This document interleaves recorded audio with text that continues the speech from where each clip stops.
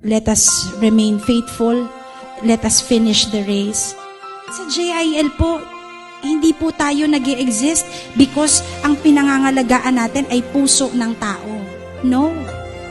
Ang pinangangalagaan po natin ay huwag natin masaktan ang puso ng Diyos. Because ang tunay po na calling is, at the end of the day, Lord, natuwa ka po ba sa ginagawa ko?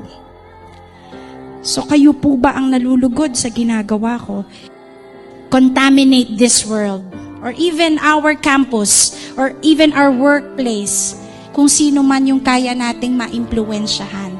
Because tayo na po ang ginagamit ng Panginoon to become missionaries in different areas. I believe kayo po ay mas higit na gagamitin ng Panginoon. Napakadami na nagsisimula ng tama, pero natatapos ng mali. And kaya po ang prayer po natin sa JIL, sa ministry, lahat tayo sama-samang matatapos ng tama.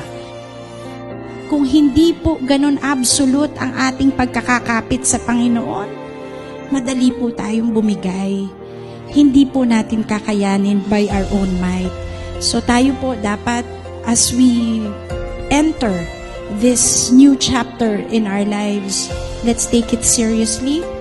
At lagi po, let us ask the Lord to always be with us and guide us along the way.